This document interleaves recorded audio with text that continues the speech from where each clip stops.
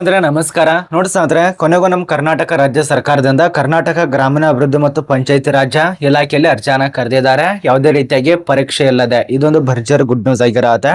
ಈ ಒಂದು ಸಂಸ್ಥೆಯಲ್ಲಿ ಅರ್ಜಿ ಸಲ್ಲಿಸಿ ಆಯ್ಕೆ ಆದ್ರೆ 50,000ದಿಂದ ಸುಮಾರು 66,000 ತನಕ ಪರ್ ಮಂತ್ ನಿಮಗೆ ಸ್ಯಾಲ್ರಿ ಸಿಗತ್ತೆ. ಇಲ್ಲಿ ಕಾಣಿಸ್ತಾ ಇರಬಹುದು ನಿಮಗೆ ಪರ್ ಮಂತ್ ಆಗಿ ಆದಾಯ ಎಷ್ಟು ಸಿಗತ್ತೆ. 66,000 ತನಕ ಪರ್ ಮಂತ್ ನಿಮಗೆ ಪ್ರತಿ ತಿಂಗಳು ಸ್ಯಾಲ್ರಿ ಕೊಡ್ತಾರೆ. ಇದ್ರ ಬಗ್ಗೆ ತಿಳಿಸ್ಕೊಡ್ತಾ ಇರೋದು ನಮ್ಮ ಒಂದು ಕರ್ನಾಟಕ ಗ್ರಾಮೀಣ ಅಭಿವೃದ್ಧಿ ಮತ್ತು ಪಂಚಾಯತಿ ರಾಜ್ಯ ಇಲಾಖೆಯಲ್ಲಿ ಯಾವ್ಯಾವ ಪೋಸ್ಟಿಗೆ ಅರ್ಜಿ ಕರೆದಿದ್ದಾರೆ, ಎಷ್ಟು ಹುದ್ದೆಗೆ ಅರ್ಜಿ ಕರೆದಿದ್ದಾರೆ, ಇದಕ್ಕೆ ಸಂಬಂಧಪಟ್ಟಂತೆ ಅರ್ಹತೆಗಳು, ರೂಲ್ಸ್ಗಳು, ಹೆಂಗ್ ಅರ್ಜಿ ಸಲ್ಲಿಸಬೇಕು ಎಲ್ಲ ಮಾಹಿತಿ ಇರತ್ತೆ. ವಿಡಿಯೋ ಕೊನೆತನಕ ನೋಡಿ. ಈ ಒಂದು ನೋಟಿಸ್ ರಿಲೀಸ್ ಮಾಡಿದಂತ ದಿನಾಂಕ ಸಂಪೂರ್ಣವಾಗಿ 30ನೇ ತಾರೀಕದಂದು ಅಧಿಸೂಚನೆ ರಿಲೀಸ್ ಆಗಿದೆ. ಅಂದ್ರೆ ಅಕ್ಟೋಬರ್ ತಿಂಗಳು 30ನೇ ತಾರೀಕದಂದು ರಿಲೀಸ್ ಆಗಿದೆ. ಈಗ ನಾನು ನವೆಂಬರ್ ತಿಂಗಳಲ್ಲಿ ಇದಕ್ಕೆ ಸಂಬಂಧಪಟ್ಟಂತೆ ಮಾಹಿತಿಯನ್ನ ತಿಳಿಸ್ಕೊಡ್ತಾ ಇರೋದು. ಇದ್ರ ಬಗ್ಗೆ ಸಂಪೂರ್ಣ ಮಾಹಿತಿ ಇರತ್ತೆ. ಕೊನೆತನಕ ನೋಡಿ. ಮತ್ತೆ ಈ ಒಂದು ಚಾನಲ್ ಯಾರು ಸಬ್ಸ್ಕ್ರೈಬ್ ಮಾಡಿಲ್ಲ, ಯಾರು ಹೊಸದಾಗಿ ನೋಡತ್ತಿರಲ್ಲ ಅವ್ರು ಮಾತ್ರ ಸಬ್ಸ್ಕ್ರೈಬ್ ಮಾಡ್ಕೊಳ್ಳಿ. ಯಾರು ಸಬ್ಸ್ಕ್ರೈಬ್ ಆಗಿರಲ್ಲ ಅವರಿಗೆ ಹೃದಯಪೂರ್ವಕ ಧನ್ಯವಾದಗಳು. ಬನ್ನಿ ಸ್ನೇಹಿತರೆ, ಒಂದೊಂದಾಗಿ ಈ ಒಂದು ನೋಟಿಸ್ ಪ್ರಕಾರ ನಿಮ್ಗೆ ತಿಳಿಸ್ಕೊಡ್ತಾನೆ. ಇಲ್ಲಿ ಕಾಣಿಸ್ತಾ ಇರಬಹುದು ಸಂಸ್ಥೆ ಹೆಸರು ಕರ್ನಾಟಕ ಸರ್ಕಾರ ಅಂತ ಹೇಳಿ. ಇಲ್ಲಿ ನೋಡಿ ನೋಟಿಸ್ ದಲ್ಲಿ ಕೊಟ್ಟಿರುವಂತ ಮಾಹಿತಿನ ತಿಳಿಸ್ಕೊಡ್ತಾ ಇರೋದು. ಕರ್ನಾಟಕ ಸರ್ಕಾರ ಕರ್ನಾಟಕ ಪಂಚಾಯತಿ ರಾಜ್ ಆಯುಕ್ತಾಲಯ ಇದು ತಿಳಿಸ್ಕೊಟ್ಟಿದ್ದಾರೆ. ನೇಮಕಾತಿ ಪ್ರಕಟಣೆ ಆಗಿರತ್ತೆ. ಅಂದ್ರೆ ಹುದ್ದೆಗಳನ್ನ ನೇಮಕಾತಿಯನ್ನ ಮಾಡ್ಕೋತಿದ್ದಾರೆ. ಯಾವ ಒಂದು ಆಧಾರದ ಮೇಲೆ ನೇಮಕಾತಿ ಆಗ್ತಾ ಇದೆ? ರಾಷ್ಟ್ರೀಯ ಗ್ರಾಮೀಣ ಸ್ವರಾಜ್ಯ ಅಭಿಯಾನ ಯೋಜನೆಯಲ್ಲಿ ನೇಮಕಾತಿಗಳನ್ನ ಮಾಡ್ಕೋತಿದ್ದಾರೆ. ಇಲ್ಲಿ ಖಾಲಿ ಇರುವಂತ ಪೋಸ್ಟ್ ಹೆಸರು, ಮೊದಲನೇದಾಗಿ ಪೋಸ್ಟ್ ವಿವರಗಳ ನೋಡಿ. ಸಮಾಲೋಚಕ ದಾಖಲಾಕರಣ ಹುದ್ದೆಗೆ ಅರ್ಜಿ ಕರೆದಿದ್ದಾರೆ. ಎರಡನೇದಾಗಿ ಸಮಾಲೋಚಕರು ಘನತ್ಯಾಜ್ಯ ವಿಲೇವಾರು ಹುದ್ದೆಗೆ ಅರ್ಜಿ ಕರೆದಿದ್ದಾರೆ. ನಿರ್ವಹಣೆ ಅಧಿಕಾರಿ, ಅದ ನಂತರ ಯೋಜನೆ ಮತ್ತು ಕಾರ್ಯಕ್ರಮದ ಅಧಿಕಾರಿ ಹುದ್ದೆಗಳು. ಅದ್ರ ಬಳಿಕ ನೀವೇನಾದ್ರೂ ಡಾಟಾ ವಿಶ್ಲೇಷಕ ಆಗಿತ್ತಂದ್ರೆ ನೀವು ಡಾಟಾ ವಿಶ್ಲೇಷಕ ಹುದ್ದೆ ಕೂಡ ನೀವು ಅಪ್ಲಿಕೇಶನ್ ಹಾಕ್ಬಹುದು. ಡೇಟಾ ವಿಶ್ಲೇಷಕ ಹುದ್ದೆಗಳಿಗೆ ಈ ರೀತಿಯ ನಿಮಗೆ ಇಷ್ಟು ಪ್ರಕಾರ ಪೋಸ್ಟ್ಗಳು ಖಾಲಿ ಇರತ್ತೆ. ಇವುಗಳಿಗೆ ನೀವು ಅಕಸ್ಮಾತ್ ಸೆಲೆಕ್ಟ್ ಆದ್ರೆ ಎಷ್ಟು ಸ್ಯಾಲ್ರಿ ಕೊಡ್ತಾರೆ? 50,000ದಿಂದ 66,000 ತನಕ ಪರ್ ಮಂತ್ ಆಗಿ ಸ್ಯಾಲ್ರಿ ಸಿಗತ್ತೆ. ಇದಕ್ಕೆ ಸಂಬಂಧಪಟ್ಟಂತೆ ಎಷ್ಟು ತಿಂಗಳಿಗೆ ಕೆಲಸ ಇರತ್ತೆ ಅದು ಮುಂದ್ಗಡೆ ನೋಡೋಣ. ಇದರಲ್ಲಿ ಎಷ್ಟು ಹುದ್ದೆಗಳು ಖಾಲಿ ಇರತ್ತೆ ಅದನ್ನ ನೋಡಿ. ಮೊದಲನೇದಾಗಿ ಈ ಒಂದು ಸಮಾಲೋಚಕರು ದಾಖಲೀಕರಣ ಹುದ್ದೆ ಒಂದು ಪೋಸ್ಟು. ಅದ್ರ ಬಳಿಕ ಸಮಾಲೋಚಕರು ಘನತ್ಯಾಜ್ಯ ವಿಲೇವಾರಿ ಮತ್ತು ನಿರ್ವಹಣೆ ಅಧಿಕಾರಿ ಒಂದು ಪೋಸ್ಟು. ಸಮಾಲೋಚಕರು ಯೋಜನೆ ಮತ್ತು ಕಾರ್ಯಕ್ರಮದ ಅಧಿಕಾರಿ ಒಂದು ಪೋಸ್ಟು. ಡೇಟಾ ಎಂಟ್ರಿ ವಿಶ್ಲೇಷಕ ಹುದ್ದೆಗಳು 2 ಪೋಸ್ಟು. ಈ ರೀತಿಯ ಖಾಲಿ ಇರತ್ತೆ. ಇವುಗಳಿಗೆ ಅರ್ಜಿ ಸಲ್ಲಿಸಿ ಆಯ್ಕೆ ಆದ್ರೆ ಪರ್ ಮಂತ್ ಆಗಿ ಸ್ಯಾಲ್ರಿ. ಮೊದಲನೇದಾಗಿ ಸಮಾಲೋಚಕರ ಹುದ್ದೆಗೆ ದಾಖಲೆಕರಣಿಗೆ 66,000. ಸಮಾಲೋಚಕರು ಘನತ್ಯಾಜ್ಯ ವಿಲೇವಾರಿ ಹುದ್ದೆಗೆ 66,000. ಅದ ನಂತರ ಸಮಾಲೋಚಕರು ಯೋಜನೆ ಮತ್ತು ಕಾರ್ಯಕ್ರಮದ ಅಧಿಕಾರಿ ಹುದ್ದೆಗೆ 66. ಕೊನೆಯದಾಗಿ ಈ ಒಂದು ಡಾಟಾ ಎಂಟ್ರಿ ವಿಶ್ಲೇಷಕ ಹುದ್ದೆಗಳಿಗೆ ಡಾಟಾ ಎಂಟ್ರಿ ಆಪರೇಟರ್ ಡಾಟಾ ವಿಶ್ಲೇಷಕರ ಅಂತ ಹೇಳಿ 50,000 ತನಕ ಪರ್ ಮಂತ್ ಆಗಿ ಸ್ಯಾಲ್ರಿ ಸಿಗತ್ತೆ. ಇನ್ನು ಇವುಗಳಿಗೆ ಸಂಬಂಧಪಟ್ಟಂತೆ ಏನು ವಿದ್ಯಾರ್ಹತೆ ಆಗಿರ್ಬೇಕು ಆ ಒಂದು ವಿದ್ಯಾರ್ಹತೆ ತಿಳ್ಕೊಳ್ಳೋಣ. ಈಗ ಇದಕ್ಕೆ ಸಂಬಂಧಪಟ್ಟಂತೆ ಎಷ್ಟು ಏನು ಅಂತ ಈಗ 35% ಮಾಹಿತಿ ನಿಮಗೆ ಗೊತ್ತಾಯ್ತು. ಇನ್ನು ಉಳಿದಂತ ಮಾಹಿತಿ ನೋಡಿ. ಇದಕ್ಕೆ ಸಂಬಂಧಪಟ್ಟಂತೆ ವಿದ್ಯಾರ್ಹತೆ ಏನಾಗಿರ್ಬೇಕು? ಮೊದಲನೇದಾಗಿ ದಾಖಲೀಕರಣ ಹುದ್ದೆಗಳಿಗೆ ಮಾಸ್ಟರ್ ಡಿಗ್ರಿ ಪಾಸ್ ಆಗಿರ್ಬೇಕಾಗತ್ತೆ ಕಡ್ಡಾಯವಾಗಿ.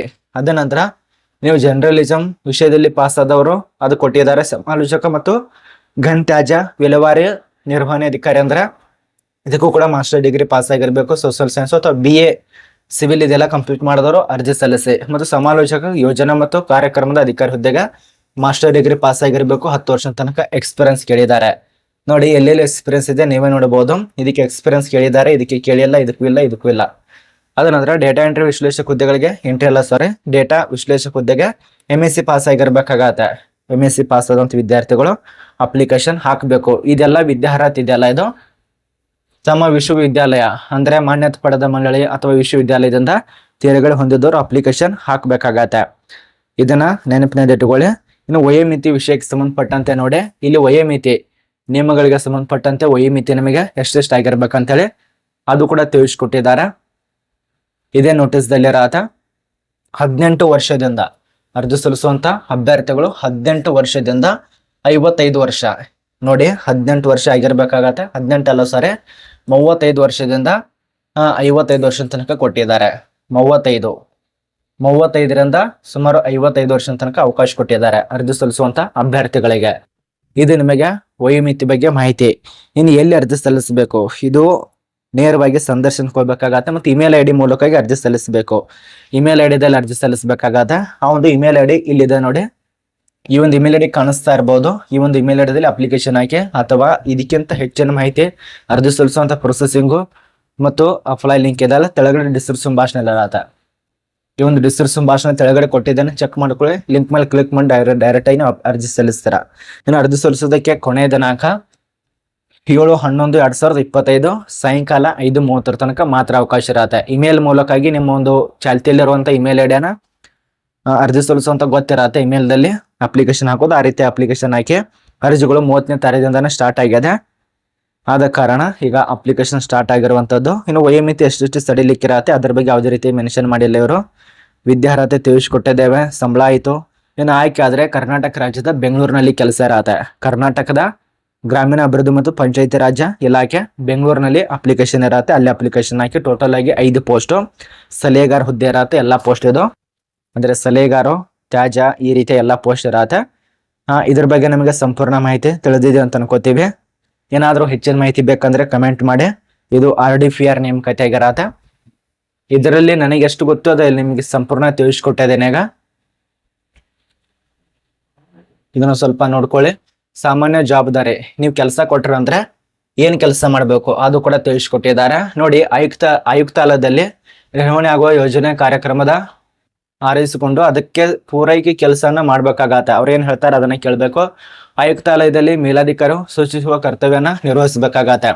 ಈಗ ಉದಾಹರಣೆಗೆ ನೀವು ಮಾಲೀಕರು, ನಾನು ಆಳು, ನೀವೇನ್ ಹೇಳ್ತೀರಲ್ಲ ಅದೇ ನಾನು ಕೇಳ್ಬೇಕು. ಆ ರೀತಿಯಾಗಿ ಕೆಲಸ ಮಾಡ್ಬೇಕಾಗತ್ತೆ. ಅದ ನಂತರ ಬೇರೆ ಬೇರೆ ಜಿಲ್ಲೆಗಳಲ್ಲಿ ಕರ್ತವ್ಯ ನಿರ್ವಹಿಸುವ ಸಂಬಂಧ ಪ್ರಯಾಣಿಸುವುದು ಅಂದ್ರೆ ಬೇರೆ ಜಿಲ್ಲೆಯಲ್ಲಿ ಕೂಡ ಇರತ್ತೆ. ಈಗ ಬೆಳಗಾವಿ ಅಂದ್ರೆ ಬೆಳಗಾವಿಯಲ್ಲಿ ಇರೋದಿಲ್ಲ, ಬೆಂಗಳೂರು ಅಂದ್ರೆ ಬೆಂಗಳೂರದಲ್ಲೇ ಇರೋದಿಲ್ಲ. ಅದನ್ನ ಬಿಟ್ಟು ಬೇರೆ ಒಂದು ಜಿಲ್ಲೆ, ಈಗ ಬೆಳಗಾವಿ ಅಂದ್ರೆ ಬೆಂಗಳೂರು ಹೋಗ್ಬೋದು, ಬೆಳಗಾವಿ ಅಂದ್ರೆ ರಾಯಬಾಗು, ಈ ರೀತಿ ವಿವಿಧ ಒಂದು ಗದಗು, ಹುಬ್ಬಳ್ಳಿ, ಈ ರೀತಿ ಬೇರೆ ಒಂದು ಜಿಲ್ಲೆಗಳಿಗೆ, ತಾಲೂಕುಗಳಿಗೆ ಹೋಗಿ ಕೆಲಸ ಮಾಡ್ಬೇಕಾಗತ್ತೆ. ಸಭೆಗಳಿಗೆ ಮಾಹಿತಿ ಒದಗಿಸುವುದು ಅಂದ್ರೆ ಕೆಲಸದಲ್ಲಿ ಏನಿರ್ತಲ್ಲ ಅದು ಸಭೆಗೆ ಸಂಬಂಧಪಟ್ಟಂತೆ ಎಲ್ಲ ಮಾಹಿತಿ ತಿಳಿಸ್ಕೊಟ್ಟಿರ್ತಾರೆ, ಅಧಿಕಾರಿಗಳು ಕೊಡೋದು. ಅದ ನಂತರ ತಂಡಗಳಲ್ಲಿ ಕೆಲಸ ನಿರ್ವಹಿಸುವುದು ಅಂದ್ರೆ ಒಂದು ತಂಡ ಮಾಡಿರ್ತಾರೆ, ಗ್ರೂಪ್ ಮಾಡಿರ್ತಾರೆ, ಅದರಲ್ಲಿ ಕೂಡ ಕೆಲಸ ಮಾಡ್ಬೇಕಾಗತ್ತೆ.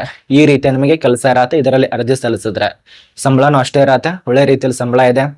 ಯಾರು ಕೆಲಸ ಮಾಡ್ಬೇಕಂತ ಇದ್ರಲ್ಲ ಅಪ್ಲಿಕೇಶನ್ ಹಾಕಿ. ಮತ್ತು ಇದು ಖಾಯಂ ಮುದ್ದೆ ಇರೋದಲ್ಲ, ಇನ್ನೊಂದು ಕೊಟ್ಟಿದ್ದಾರೆ ಎಷ್ಟು ತಿಂಗಳು ಕೆಲಸ ಇದೆ ಅಂತೇಳಿ ಅದು ಕೂಡ ವಿವರಿಸ್ತಾ ಹೋಗ್ತೇವೆ ನೋಡಿ. ಅನುಭವ ಎಷ್ಟಿರ್ಬೇಕು ಮತ್ತು ಸೇವೆ ಪಡೆಯುವ ಅವಧಿ ಎಷ್ಟು ತಿಂಗಳಿದೆ ನೋಡಿ. ತುಂಬಾ ತಿಂಗಳೇನಿಲ್ಲ, 4-5 ತಿಂಗಳು ಕೊಟ್ಟಿದ್ದಾರೆ ಅವರು. 4 ತಿಂಗಳ ಕೆಲಸನ ಮಾಡಬೇಕು. 4 ತಿಂಗಳವರೆಗೆ ನಿಮಗೆ ಕೆಲಸ ಮಾಡ್ಬೇಕಾಗತ್ತೆ. ಟೆಂಪರವರಿ, ಪರ್ಮನೆಂಟ್ ಇರೋದಲ್ಲ, ಗುತ್ತಿಗೆ ಆಧಾರದ ಮೇಲೆ ಕೆಲಸ ಇರತ್ತೆ. ಅನುಭವ ಎಷ್ಟು ಬೇಕು, ಎಲ್ಲದಕ್ಕೆ 10 ವರ್ಷ ಆಗಿರ್ಬೇಕು. ಒಂದಕ್ಕೆ 5 ವರ್ಷ, ಒಂದಕ್ಕೆ ಕನಿಷ್ಠ 10 ವರ್ಷ, 10 ವರ್ಷ ಕೊಟ್ಟಿದ್ದಾರೆ. ನೋಡ್ಕೊಂಡು ಅರ್ಜಿ ಸಲ್ಲಿಸಿ. ಇದ್ರ ಬಗ್ಗೆ ನಿಮ್ಗೆ ಅರ್ಥ ಆಗಿರ್ಬೇಕು. ಏನೇ ಡೌಟ್ ಇತ್ತಂದ್ರೆ ಕಮೆಂಟ್ ಮಾಡಿ. ಮತ್ತೆ ಇನ್ನು ಗ್ರಾಮ ಪಂಚಾಯತಿಯಿಂದ ಹೊಸ ನೋಟಿಸ್ ಅನ್ನ ಪ್ರಕಟಣೆ ಮಾಡ್ತಿದ್ದಾರೆ. 2000ಕ್ಕಿಂತ ಅಧಿಕ ಪೋಸ್ಟ್ ಬಗ್ಗೆ ಮಾಹಿತಿಯನ್ನ ತಿಳಿಸ್ಕೊಟ್ಟಿದ್ದಾರೆ ಕರ್ನಾಟಕದಿಂದ. ಅದನ್ನ ವಿಡಿಯೋ ಮಾಡಿ ಸಂಪೂರ್ಣ ತಿಳಿಸ್ಕೊಡ್ತಾನೆ. ಚಾನಲ್ ಅನ್ನ ಸಬ್ಸ್ಕ್ರೈಬ್ ಮಾಡಿ ಇಟ್ಕೊಳ್ಳಿ.